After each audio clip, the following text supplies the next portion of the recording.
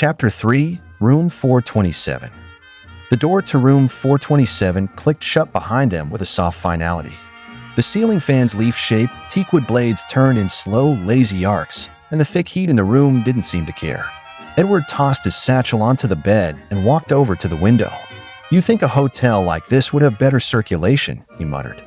"Feels like a laundry, where the clothes are still sweating." Min didn't respond right away.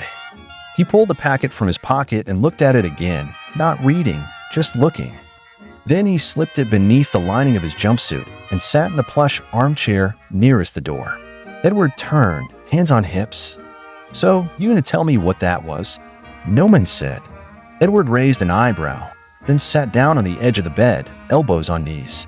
"You know," he said, "for a guy who quit his job to follow a total stranger around Saigon, you're not very chatty." "I didn't quit," Min replied. "You were involved in the process. And you've been following me around Saigon." "Details," Edward said, waving a hand. "Anyway, I hired you. So we're even." Min gave him a long look. "If you believe that, you understand even less than I thought." A moment of silence passed. Then Edward asked, "You know, you could have left me stranded at customs. Why didn't you?" Min shrugged. "You looked misplaced. And you were speaking French with the accent of a man who learned from a waiter in Marseille." Edward laughed. "Close. My mother hired a tutor when I was 12. He was Swiss, wore gloves indoors." Min leaned back slightly, folding his arms. "Where's your mother now?" "Back in New York. She sends telegrams, urges me to come home. I think she's worried I'll be kidnapped. Or worse, grow up." "What about your father? Funding the adventure?" "As long as I write often and stay out of prison in the newspapers, he's content. Eventually, though, I'll need to join the company." Min nodded slowly, then said, "I had a brother. I mean have. Older. He left a few years ago. I wasn't sure where he was until today." "That's heavy." Min gave a small smile. "He used to say, 'You can't change the world if you're afraid to lose your job.' I didn't think he meant mine." Edward chuckled, then said, "Maybe we're both running from something. Or towards something. Or maybe," Min said, "we're just walking in circles, hoping they look like straight lines from above." Edward pointed at him with mock seriousness. "Say, that sounds suspiciously like non-Euclidean geometry." Min smirked. "What ho, Edward? I wouldn't know. I studied literature, not mathematics." "Where did you study?" Edward asked him. "Singapore.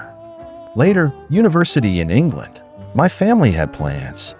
Sounds like the opposite of my parents. They had hopes and crossed their fingers," Edward said, holding up his crossed fingers for effect. "Gosh, you can't do that here." Min sounded concerned. "Do what? Cross your fingers like that? It's dirty." "You don't say. What's dirty about it?" "It looks like what's between a girl's legs," Min explained. Edward examined his crossed fingers and said, "Oh, not really seeing it. So, what about your family? Are they satisfied with you?" Min shrugged, but not without pride. "We weren't poor. My father wanted at least one son to work in diplomacy." "Didn't work out?" "Apparently not," Min said, glancing again at the packet beneath his jumpsuit. Edward stood and walked to his trunk. "Min, old boy, you want to see something downright daffy?" Min tilted his head. Edward opened the lid, rummaged past pressed shirts, sketch pads, and a collapsible clothesline, and pulled out a white dinner jacket with shiny black lapels. "Say, Min, get a load of this monkey suit, would ya? I brought this for the Saigon nightlife." Min didn't laugh, but he did smirk. "There are two Saigons, Edward, one for the rich and the French, and one for the Vietnamese. Which do you want to know?" "You said a mouthful, Min." Edward folded the jacket carefully and returned it to the trunk. Min stood and adjusted the packet beneath his coat.